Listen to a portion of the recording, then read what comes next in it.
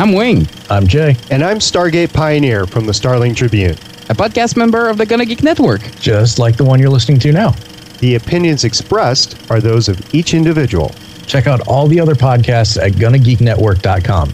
And get ready, because geekiness begins in 3, 2, 1.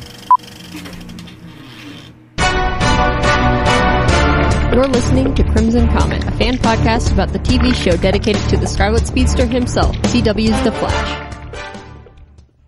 Welcome to Episode 1 of Crimson Comet.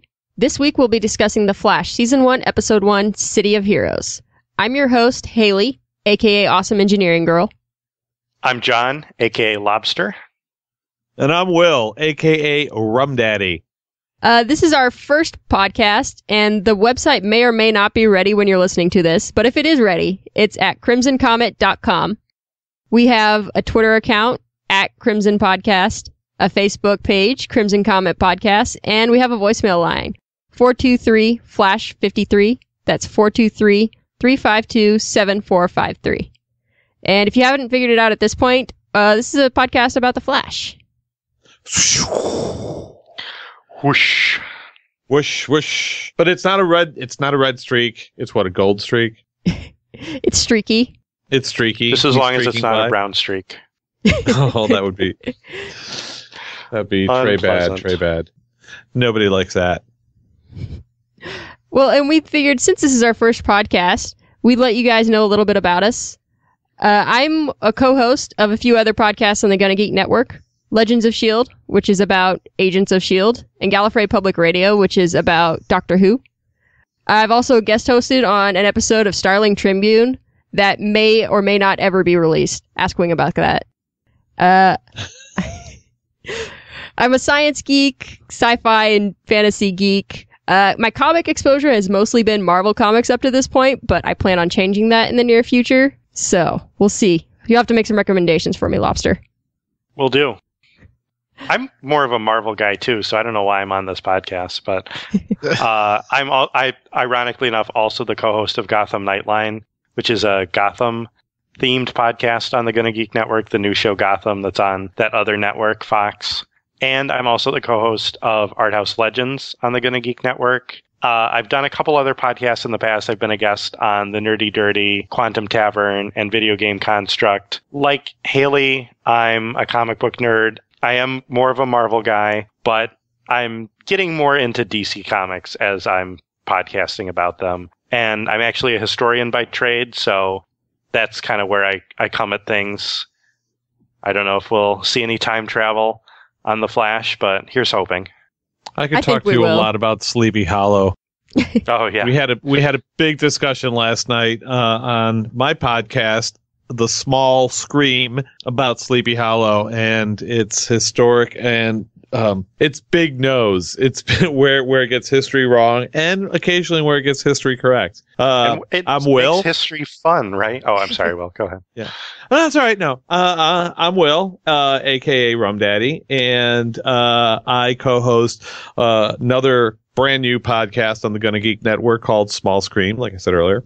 And we do a weekly roundup of the terror and horror television that you see on TV every week. And so we cover Sleepy Hollow, and we'll be talking some Walking Dead and American Horror Story, and not to tread on your tail there on the Walking Dead cast.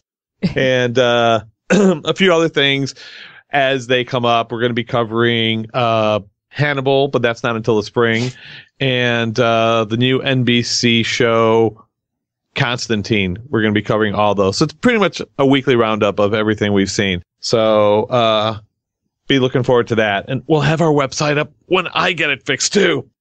Don't you have a celebrity endorsement for your podcast? What do you mean? I don't know. What do I mean? I don't have the celebrity endorsement for my podcast. I mean, yeah, no. My co-host is Elise Wax, and she used to be a writer and a story editor on Fear.net. And because she used to be on Fear.net, Fear.net since then has been bought out and they shut it down. So she was like, when without a job. But now she's freelancing. She's doing great. She's my co-host.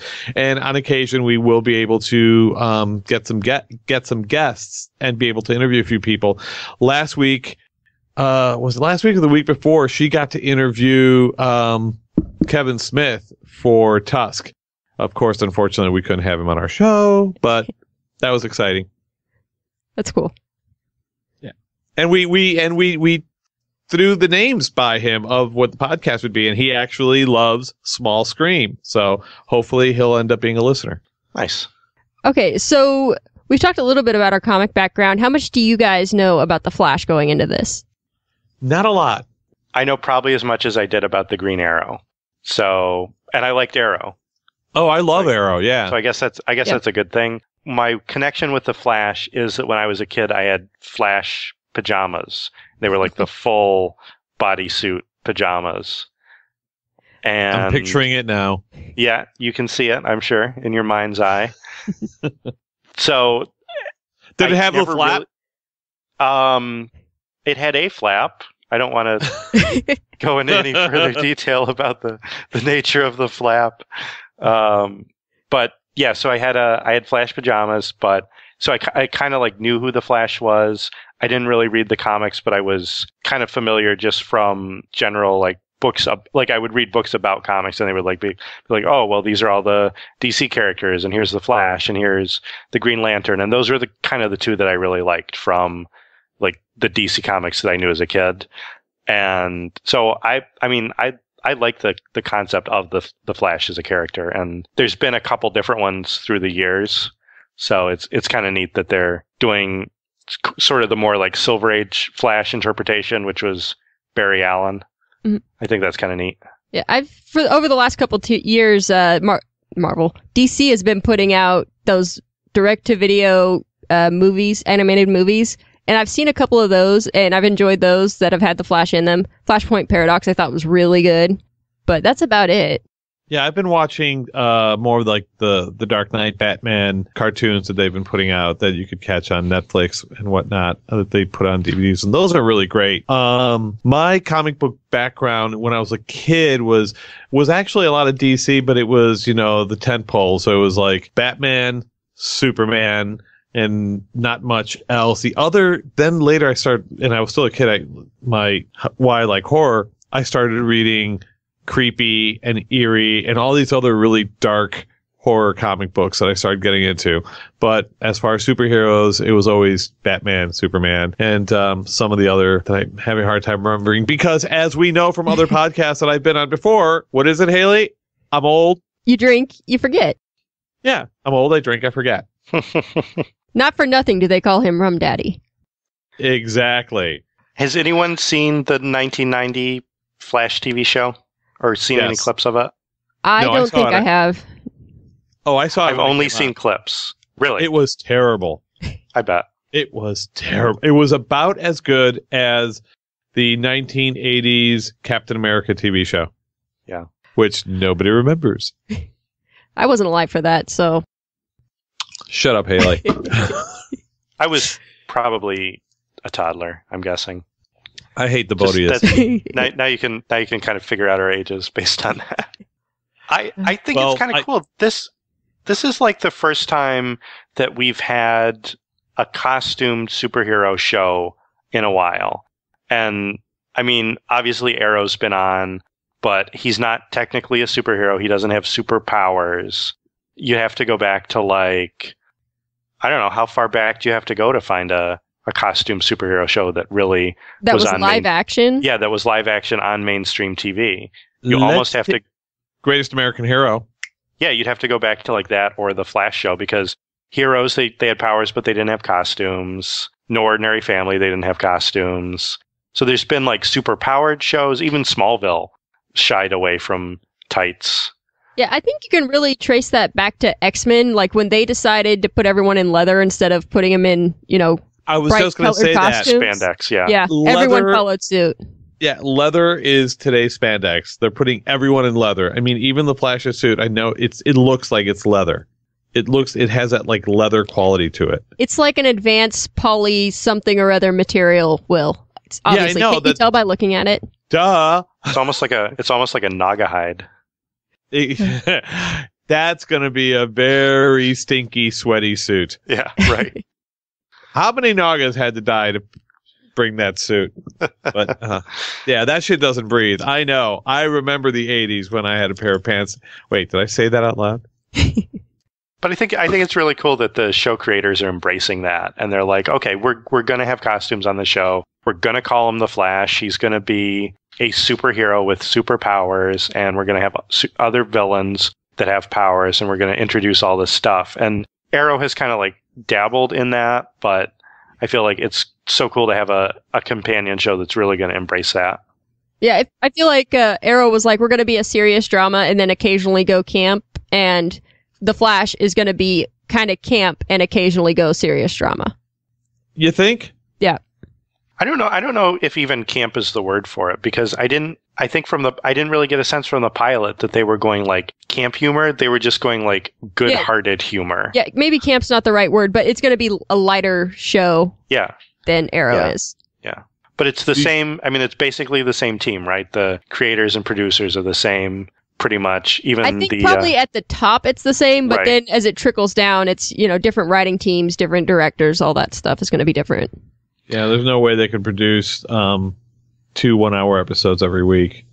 Although Blake Neely is scoring 2 1-hour episodes each week. He's doing the score or the music for Arrow and The Flash, which I really like the music on. Bear McCreary is doing everything else that's on TV right now, so he can take 2 shows. There's always like 1 or 2 composers who do everything for a while. Right now it's Bear McCreary. Yeah. I really like Blake Neely's music on Arrow, so I was happy to see him come over. And I really like the piano theme that they worked in with The Flash, which is the Arrow soundtrack is very like strings heavy and a little bit of horn thrown in there. And I think it's cool that they worked in the piano motif. Nice call. But we're digressing a bit. Not at all. We're jumping around. It's fine. Jumping around. It's our first episode. There's a lot to talk about. Well, let me be honest as far as getting into it. Grant Gustin plays Barry Allen, and the only thing I've ever seen him on before was on Glee. Okay. Me too. It's a guilty pleasure. I'm so glad that it's ending because it's terrible, but if it's on, I can't stop watching it. That's how I was with Revolution. It's like, I know it's not good, but it's just not quite bad enough for me to quit watching. I know, and I can't tell you, and this is so pathetic. I can't tell you how many times I've watched a Glee episode and like it gets really dusty in the room, and I'm like, this is stupid, and kids singing, and I'm like, and they're like covering some important topic, but Grant Gustin was on Glee, and I hated him on Glee, which shows what a good actor he is because I really hated him, and when I thought they cast him for The Flash, I'm like, oh, I'm gonna hate him on The Flash, but he's good. I like him. He's adorable, and you love him. Did you guys catch the 2-parter that he was on for Arrow last season? Yes. Yeah. Did you watch that? Okay. He gave him his mask. He won me over right away in those few, because I was skeptical at first. I knew they were kind of going to introduce him as almost like a backdoor pilot for doing The Flash, and I'm like, we'll see what this guy's like, and he nails it. Mm-hmm. Definitely. I do like the little cameo in The Flash from Arrow.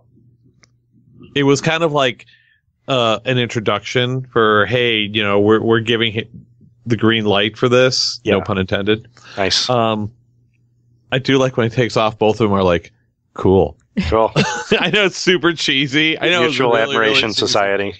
Yeah, but they're like, cool. Well, I mean, what would you say if you saw a guy jump off of a roof and then swing from his bow and arrow? You'd say, look, it's cool. It's Spider-Man. It's a green Spider-Man. I'd say, hey, Legolas, what are you doing? Yeah. Good job, Legolas. Good job. But they're planning a big crossover in a couple episodes between Flash and Arrow. There's going to be like a 2-part, 2-night crossover. I think the 8th episode of each show is going to be... Something I read said it was 4 hours total. So are those both 2-hour episodes? Oh, that would be awesome. That would be amazing. Wow. That is that's more screen time than you're going to get from the Batman Superman movie. Yep. You're right. Yeah, Yeah, it's 4 hours total. Exciting! I'm gonna have to actually order cable now just so I can DVR everything. I don't have cable. I know it's so bad. I work in the TV industry and I don't have cable. It's bad karma. But I mean, cable's awful. I don't know why anyone would want it. I know. I live alone. If I lived with other people, I would get cable, but I live alone, so what's the point? But I'm watching so many TV shows this season that I have to talk about on the podcast and everything that I'm just gonna have to bite the bullet and get cable and I almost said VCR, DVR. You should totally get a VCR. That'll definitely totally that'll help. That'll help. Actually, somebody told me, one of my friends is like, I was like, damn it, I can't record the show because I don't have a recorder. And he goes, well, you're getting it off the air anyway. Why don't you just hook up your old VCR? And I was just like, you could program it to record at a certain time. Yep. Fancy. Right. Yep, you can speed up the recording so you can fit more on a tape. It's great. It's perfect. Oh, yeah. Yeah, I mean, it's like living in the future. Yep. Look at all this technology we have access to. Speaking of technology, you can watch Flash on Hulu Plus. That's how I watched it today. I was recording Gotham Nightline when it aired, so I didn't get to see it. And Hulu Plus, it was on there, and, oh, good. Minimal commercials compared to what you normally get. And it was good quality. Yeah. I watch everything on Hulu or old stuff. I watch it on Netflix. Sure. And it's been pretty good. I haven't had cable in like 2 or 3 years since I moved into my new house. I was like, screw it, I don't need it. Yeah, I haven't had it in like 5 years. But for stuff like, that's on cable television, like FX, I'm going to have to just bite the bullet and do that. Well, sometimes the FX stuff ends up on Hulu too. Yeah, but I don't think American Horror Story and Walking Dead are going to be there. I'm going to have to either buy the season pass on iTunes, or that's the only way. I'm going to have to do that and then just wait for the next day. Because that's how I watch Doctor Who right now. I can't watch it on Saturday. I wait till Sunday to watch it, which I still haven't seen this week. I really enjoyed it. There's some really bad science in there, and some people really hated it, but I thought it was a lot of fun. Kill the moon. I'm looking forward to it. And then listening, of course, to your podcast. It's fantastic. So I've got a question. If we're going through, if we're talking about the cast, let's see. Tom Cavanaugh, who plays Harrison Wells, he's been in everything. How did he get out of the Stucky Bowl? What happened? Out of the Stucky Bowl. Isn't that the name of the bowling alley that he had on Ed? Oh, I didn't watch that show. Oh, okay. That goes way back, right? He was on Scrubs, right? He was on Scrubs for a little while, I think. Yeah. He was on Royal Pains. He's that guy from that thing. You know him. No, that guy from that thing is the one cop that was on Battlestar Galactica as like the evil lieutenant from the other ship. Oh yeah, yeah. Which one was that? Well, on Battlestar, he was the one that tried to rape Sharon. Oh, she was a prisoner. yeah. Yeah, he was totally in this episode. Wow. As like background cop number 3. Well, okay, speaking of cops, Detective Joe West, the guy, Jesse Martin, who plays him, Law and Order, he's always playing a cop. That poor guy is He's got cop face. He can't help it. He's either a cop or he's singing and doing Rent. Yeah, like in Rent or something. Or AIDS the Musical, as I like to call it. Right. Because that's the problem with AIDS, is not enough dance numbers. God, I hate that. You heard it here first, guys. Crimson Comet. Please direct your emails to Haley@GottaGeek.com. But did you see who's in next week's episode? No, I didn't. Wentworth Miller from Prison Break as Captain Cold. Yeah. Which is another classic Flash villain, along with Weather Wizard, who they didn't call him Weather Wizard in this episode, but that's his name from the comics. Oh, is that the guy? Yeah, and they teased Gorilla Grodd. They teased the Reverse Flash, the yellow blur that kills his mother. So they're seeding in all of these like Flash villains that may or may not show up, which I think is fun. Like Gotham did the same thing in the pilot, but so ham-fistedly that I like the subtlety that they did stuff with this one, where you didn't even necessarily see them on screen or they weren't played by anybody, but they're like, oh, okay, yeah. If you're a Flash fan, you can pick up on that. And if you don't know, then you're just like, oh, well, that's a sign for like something that was in that cage. I wonder what that means. You just go on. What was that room that Harrison Wells went into? Tom Cavanaugh's character. It's his evil lair. Yeah, it's the Braille room. He like reads the wall. I don't know. I know it was totally Braille. It was totally Braille. I'm like, that's an S. That's a U. It spells sucks. No, Suck it. Yeah, suck it. So, what's the background on his character? Is he supposed to be an evil mastermind? Is he supposed to become the Reverse Flash? Maybe. I actually don't know. I don't know that much about the Flash mythology to really know. I know he's a character from the comics, but I'm not quite sure how he factors in. And the newspaper that he looks at is from the future. How cool is that? Well, there's something with that room too, because he was able to stand up in it and walk. Right. No, I think he could have stood up and walked in at any point. He's just faking it. Somebody's gonna like dump him out of the wheelchair and be like, "You're faking it." See, I think already while Barry was in his coma, he was like taking samples and doing nefarious experiments. Oh, that's a good one. He's like, what if your blood holds the secret? Oh, just kidding. I know it does, but yeah, I think we're gonna find like a cooler full of like cloned Barry blood at some point. Nice. Oh no! What now? Or maybe it's just a cloned Barry. Maybe. Clones are the answer to everything nowadays. Everything's cloned. I don't like it. Yep. They started with dinosaurs and now look where we are. Well, not a whole clone, just like cloned blood because he needed more supply than Barry could produce. Then you got a bunch of female clones living up in Canada trying to figure out who made them. I feel like that's a reference to something that I'm not getting. Oh shit, what's the name of the show? You're not getting it either. Oh god, no, it's Orphan Black?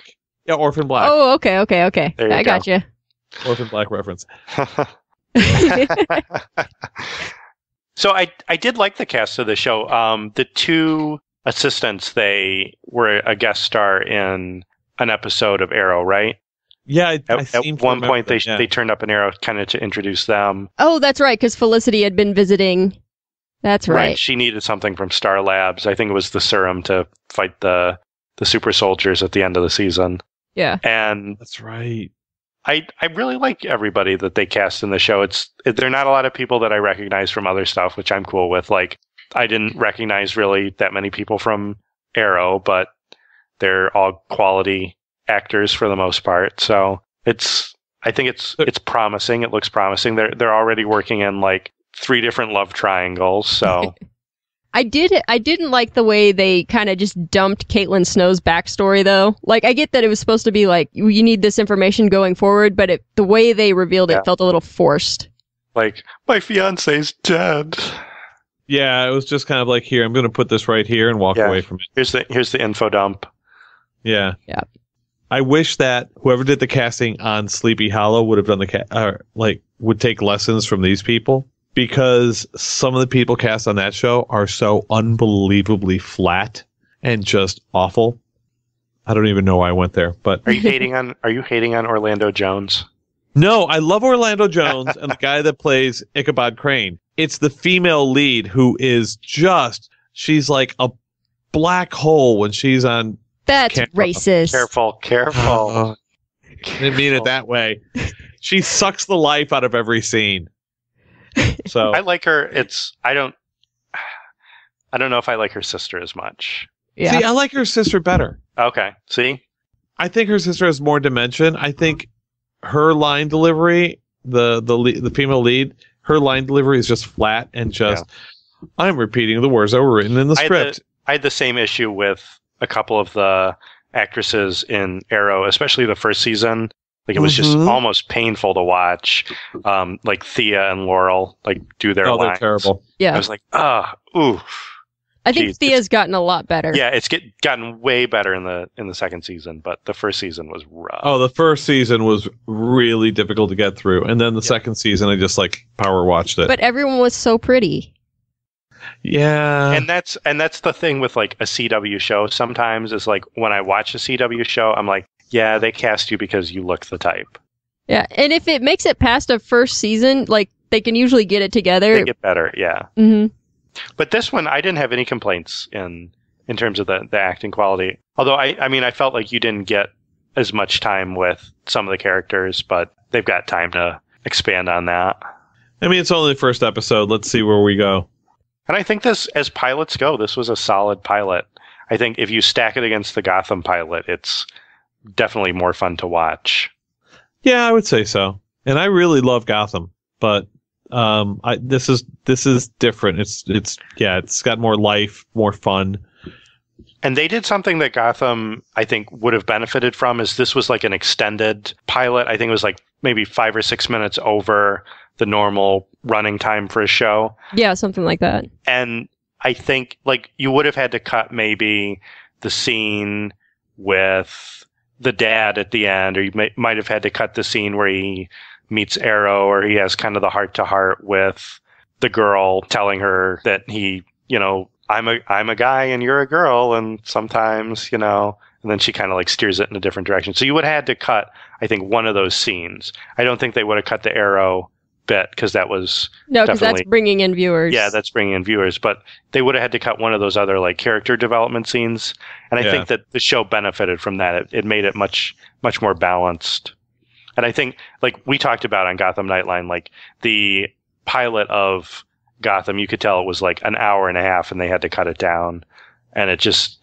didn't really work as well. And this, I think, definitely benefited from that extra time. Welcome to my world. I think it also benefited from having that soft intro of the characters in Arrow. Yeah. Right.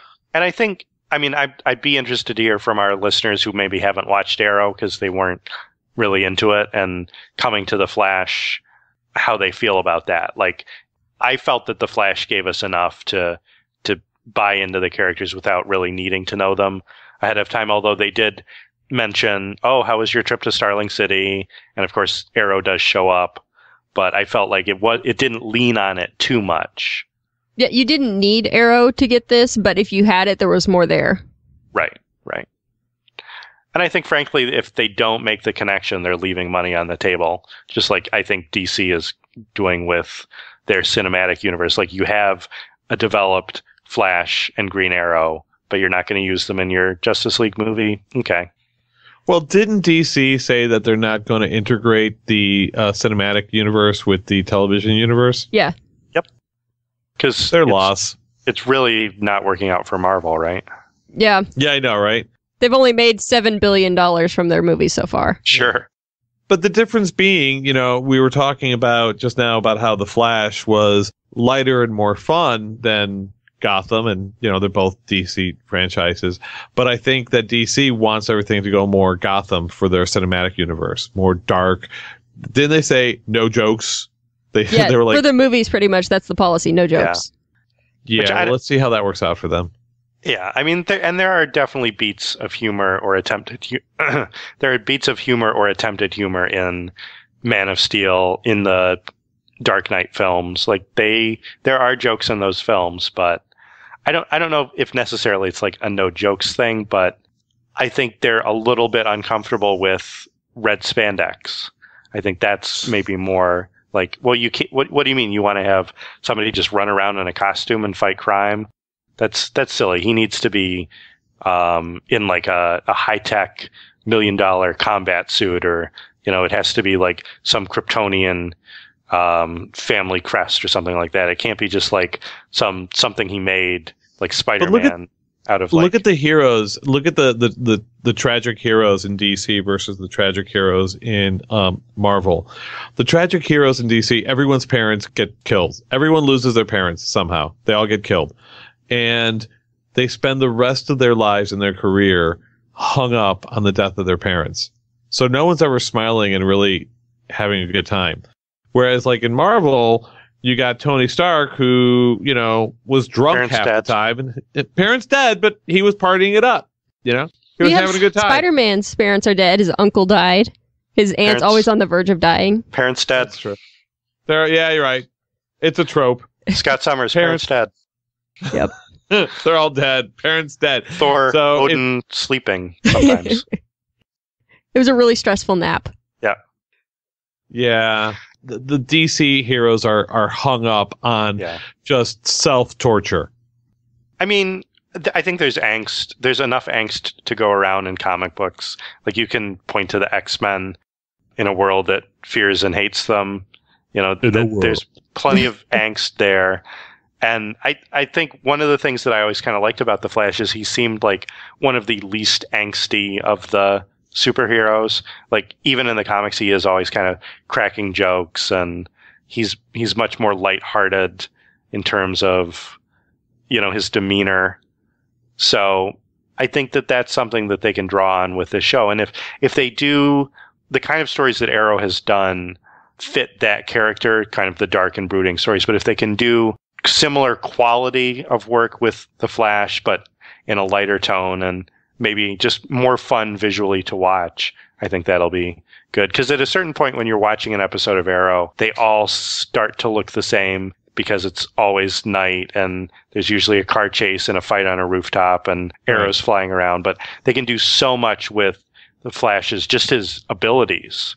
There's so many different ways that they can use that, and it'll be cool to see the visuals of this series, I think. Well, I'm looking forward to a cool season. Let's see how far they take it. Now, how many episodes did they contract? 13 or 24? I think they're going full season. Full season? Because I bet they've got another crossover planned with Arrow in the latter half of the season. Oh, you know what? I'm on their IMDb page right now, and everyone, the most credits they have is 10 episodes. That's probably... That's because that's how many episodes they have listed on there right now. Right. Right. And they'll add more. Yeah, on IMDb, I don't think they credit you for an episode that's not listed yet. Okay. I could be mistaken. Or maybe they're just going to all get killed off. There's going to be a second explosion in Central City at the mid-season finale, and it's going to actually be the series finale. It'll be Ebola. They'll all die from Ebola. Ebola. Ebola! Is that some sort of deadly crossover with E. coli? Yeah, it is. It's a crossover. God, and now I'm misspeaking. Shit. I'm old, I drink, I misspeak. You forget words and how they sound. Words are hard! I work with pictures and sound. Words are hard. It's tongue and lip coordination. I have to remember that. Use my words. Use all your words. All my words. I will say one thing that I kind of liked about the way that they set this up, and again, this goes back to a comic book trope of, okay, Bruce Wayne, millionaire, Tony Stark, millionaire, Oliver Queen, millionaire, Barry Allen, he's middle class. Yeah, he's got a job, and I guess the trick he'll need to keep the job because that's going to keep him connected to the criminal element. To kind of keep But him. obviously, he's very good at his job. Right, he's a forensic scientist. They did a little bit of the Sherlock projection of what he was thinking onto what he was looking at.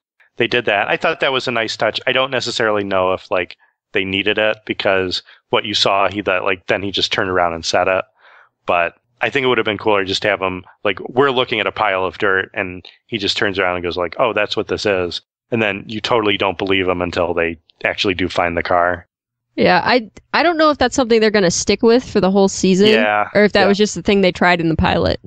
Yeah, it's a little too Sherlock powers of deduction. But if they combined it with him being able to perceive time as being slowed down, and so he can if he can just look at a room, scan across the room and pick out everything about everyone in the room, that might be kind of cool to see. Because I guess he's able to think faster now too, right? So yeah, he would have to be able to. Yeah. Well, there's that article that you posted earlier that explains that he can speak or that he can think a lot faster, and that's how he has to be able to perceive reality around him at the speed that he travels. In the comics, whenever two Flashes meet, they always talk to each other super fast, and no one can understand them, but they can understand each other. That's a thing that I believe happens. Like when two engineers meet. Right. Yeah. It's our own language. Right. We start speaking in Greek letters and numbers. convert everything to the metric system. It makes more sense. It's just easier to work with. There you You go. lost me at JVX2719. Like I said, I deal with pretty pictures and sound. Well, speaking of pretty pictures, there's another article we put in here that combines science and pretty colors. It talks about what color would you actually see the Flash's uniform as, and depending on how fast he's going, the color is going to shift. Well, yeah, I mean, and also if he's coming towards you or going away from you. Well, and if he's going Okay. away from you, he's already at the bottom of the color spectrum at red, so it's just going to go into the infrared, which we can't see. Ah, okay. So if he's coming towards you, it'll be more towards the blue. Yeah. And depending on how fast he's coming towards you, will be like green or yellow, depending on his speed, right? Right. And this article is really cool. It's got a picture of him as each color. Not brown, though. Nope, no brown streaks. Can I mention something that I picked up on in the pilot? Yeah. So Please do. I feel like a lot of the casual viewers may recognize the Flash from Sheldon's t-shirts on The Big Bang Theory. Yep. The lab assistant Cisco is wearing a rock, paper, scissors, lizard, Spock t-shirt, I didn't see Which that. I is- have that t-shirt. which is a reference to The Big Bang Theory. So in the pilot, you've got a reference to one of the pop culture touchstones that people will know the Flash from, cross-referencing back to that. I thought that was cool. That's so meta. It very, very meta, yeah. It's so meta.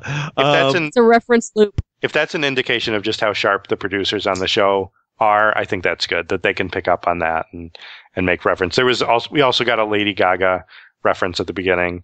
They Oh, used yeah, one when of- he comes they out. used my favorite Lady Gaga song, which is good. So, It was Ma, okay.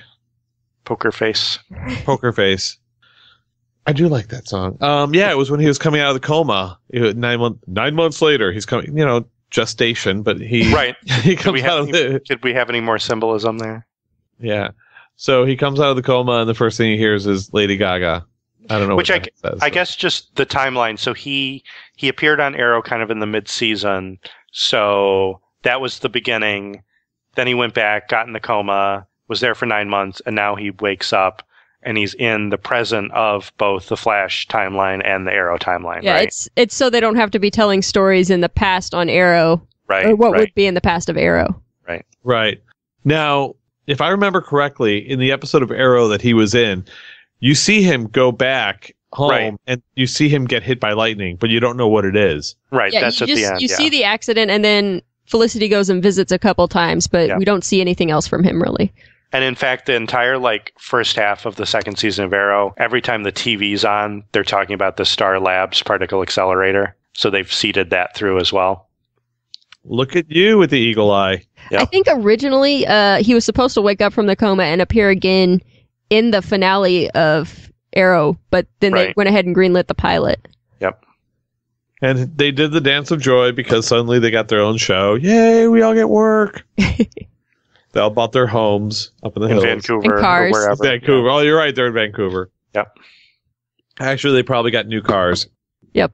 You don't buy your home until season 2. Which makes the season 2 cancellation even worse. Oh, yeah. See, you killed it. We did. Killed it. You started talking about cancellation. Don't jinx it. Don't jinx Don't it. jinx it. No, I don't see this show getting canceled. It opened, I want to say we didn't talk about ratings, but it opened like the biggest premiere on the CW since 2009 when the Vampire Diaries premiered, and that show's still running. Right. It had 4.5 million viewers live in same day. Yeah. So, CW shows, they're not going to get huge ratings, but I mean, I feel like with DC backing the show, with the established success of Arrow, and just the general fun tone of the show, I can't imagine it's not going to be successful. Well, it's no wonder that Vampire Diaries was such a huge hit. I mean, we're talking lots of pretty, and they're vampires. So every Yeah, that was 16-year-old girl tuned the in height to of watch the- them. Yeah.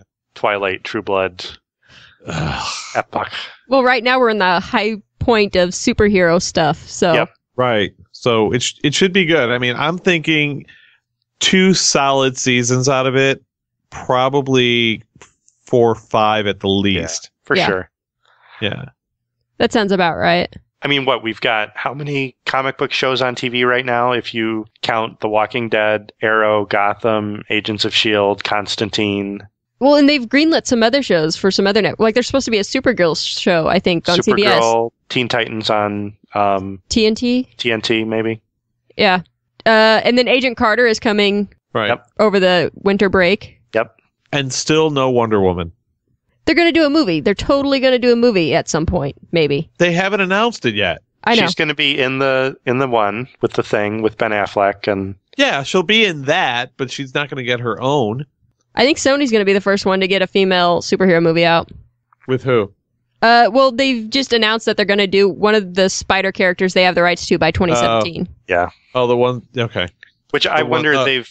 It was Web, right? Or Silk? Silk is the one everyone's suspecting is who they're going to do right now. But they've been doing this thing in the Spider-Man comics lately. They've been doing something called the Edge of the Spider-Verse.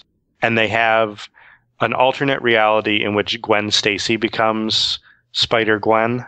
And I feel like that's just set. Like they're just setting it up because obviously they killed Gwen Stacy off in the last Amazing Spider-Man film. It was really Spoilers. sad. We love Emma Stone. I love Emma Stone. But I feel like that's what they're doing. They're going to set that up and have her come back and do like a Spider-Man story, but of her becoming Spider-Man, and just do even just a one-off, I think would be fun. That could be really good. I wonder what her outfit will look like. It's like a hoodie. Like she wears a hoodie and then flips it up and it's the spider thing. It's really cool. You can check it out. It's the Edge of the Spider-Verse. Spider-Gwen. Spider-Gwen. Does whatever a spider when? She's a Jewish spider. Does whatever a spider when? I don't know. Whatever. Oi, with the crawling on the walls and the web. Oi, and the slimy and the webs and all over. Clean up your room. So speaking of, I guess, parenting, that's a good segue to the Flash, Barry Allen's parents. His mother, unfortunately, passed away when he was very young, perhaps killed by some sort of speedster. They're kind of like, I think, teasing Reverse Flash with the yellow suit, but that could be something different. That's going to end up being the big bad that is going to drive the rest of the season. Right. Is what I'm seeing it. Figuring out who that is, what happened, how did he get his power, and also... And then there's going to be a confrontation, which is going to be the big cliffhanger at the end of the season, and then it'll bring us into season 2. Did you guys see... Yeah, did you guys think... I thought I saw when I was watching it that there was a red streak and a yellow streak, like maybe two people were fighting? It did look like there were two, because he's transported far away from the house. And so I was thinking, it was like somebody would save him. Why would the one streak save him and then kill his mother? Like, it didn't really make sense. It did look like there were two streaks in there. Yeah. And would it be him? That's what I think, is that he is one of them, and that the guy that's not in a wheelchair is the other one. Oh. I kind of think they're setting him up to be the Reverse Flash. And his father is the Flash, too. Right. His father, John Wesley Shipp, played the Flash in the 1990s TV show. Really? A little bit of trivia there. Inside casting there, yeah. And I thought his father was really good. I did too. I thought they did a good job with that casting. That was a very emotional scene there at the end. Yeah. And they said something like he'd be out soon. Does that mean his sentence, do you think, is coming to an end, or he was going to just exonerate him? I think that's what he was trying to say, is I'm going to find the proof that you're innocent and get you out of here. Because it would have only been, a little over 10 years that he'd been in? 15, maybe? Or, no, they said, 14. It was a 14-year jump from when he was a kid to now, and then he was in a coma for almost a year. So, 15 years. So he's what, like 28 now? Maybe a little younger, maybe like 25. Yeah, 25? Okay. Yeah. I do math. Math is good. Numbers hard. Numbers hard. So you don't do numbers, you don't do words. I do pretty pictures and sound and music and stuff like that. with my swing line stapler. Now that I've gone into the voice, I'm just looking for my red swing line stapler. Alrighty. So that's the Flash pilot. Yeah. I guess that is. Look at that. Look at that. It was Look at that. generally painless. It was good. I guess one more thing about the newspaper from the future. It referenced a crisis, which is one of the first big DC crossover events in comics, was the Crisis on Infinite Earths, in which the Flash actually sacrifices himself to save the universe. And it's something that I think we're going to start seeing teasers for on Flash and on Arrow sometime in the future.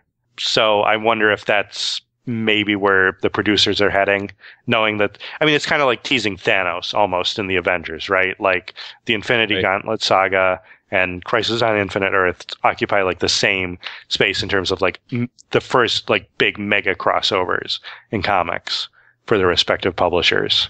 So I wonder if that's kind of like where it's headed, because I think the use of the word crisis is so specific, and obviously it's going to bring about. It's not an accident. Yeah. Well, if that's where they're heading, I hope that that's their end game. Like they keep going, and that they have an end game in sight, and that's how they're going to wrap things up, as opposed to going there immediately within the first season and then not knowing where they're going after that. Really, I don't think that it's an end game, because these types of shows, I think, don't usually have end game planned this far ahead, but it's not a single season plot point. Right. I mean, one of my fears always with these shows are like, I don't want it to end up like Smallville, where it's like it goes on and on and on and on, and then you don't get the payoff at the end that was the whole reason you tuned in the first place. And I feel like the producers of Arrow, the producers of Flash, like they know that people want some kind of payoff at the end. So even if they have to like put an expiration date on the show that it's only going to run 5 or 6 seasons, that they want to like end it on its own terms and have like go out with a bang. The difference between Arrow and the Flash versus Smallville and Gotham is that you're starting off with superhero origins on both of those, on Arrow and the Flash. Whereas Gotham is doing the exact same thing that Smallville did, where it's, let's create an entire series leading up to what made this person, their origin story. Right. And what's scary about Fox is everyone's scared that they're just going to start freaking out and say, quick, let's do a flash forward and show him as Batman. Yeah. Yeah. And that's going to ruin the whole series. Honestly, with Gotham, I think they're already showing Bruce Wayne too much. Right. I agree. They're trying to shoehorn him into every single episode. We were joking on the last episode of Gotham Nightline that, like, what if he just chewed the cookie into a shape of a bat and started, like, flinging it around? Like, it's all, like, the writers are almost, like, so blatantly trying to, like, say, Batman, see, Batman, See, we got Batman here. Show. We got Batman You guys like here. Batman, right? You want more Batman? We were talking about Gotham on my on Small Screen last night, and one of the points that we brought up was how Catwoman or Cat or Selena looks like basically they took Michelle Pfeiffer's younger sister. Right. Like they took her as a child. That was how they cast. They like had a picture of young Michelle Pfeiffer and they like filed girls in and like held up the picture and went, nope. Okay, we got her. I actually photoshopped a picture of Michelle Pfeiffer as Selena right next to this girl, and they look exactly alike. Yep. But they cast Harvey Dent. They're going to bring in Harvey Dent soon, and I feel like they just can't help themselves. They just want everything at once. And I mean, as Fox a fan is always on. Fox is always they're always panicking. They're always panicking. Yeah. It's like we need results now, yesterday, before that. Well, as we were talking earlier, that all of their shows across the board aren't doing as well as they expected, especially a lot of their scripted shows. I think they're going to do fine with Gotham, but some of their other shows are suffering. Yeah. It's so interesting to see. I mean, obviously Fox and CW are kind of like the smaller networks, and they only have 2 hours of prime time each night to really work with.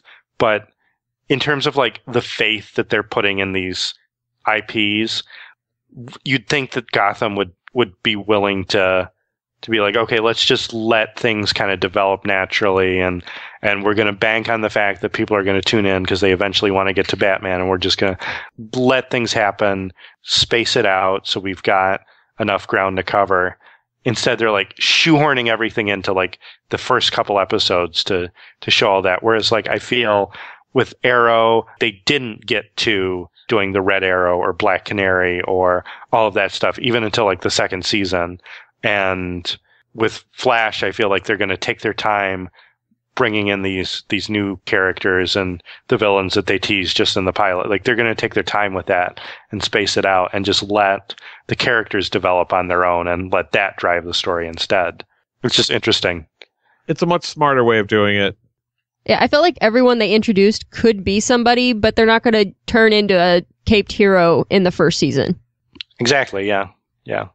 And it's almost more fun for the audience to like have a character like Thea show up and you're like, no, she's not going to turn into somebody who is going to be a crime fighter. Like, there's no way. And so then you keep tuning back in to see, like, is she really? No. And then she like picks up a bow and you're like, oh, maybe.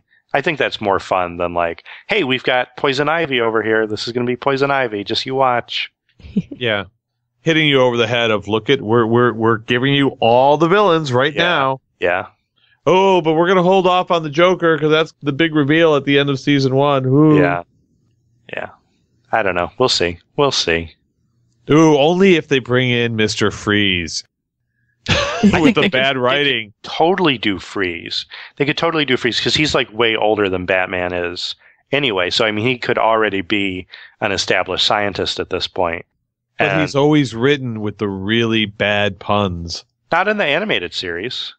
He was good. He was good on the animated series. That's actually where the whole storyline of like the dying wife came in.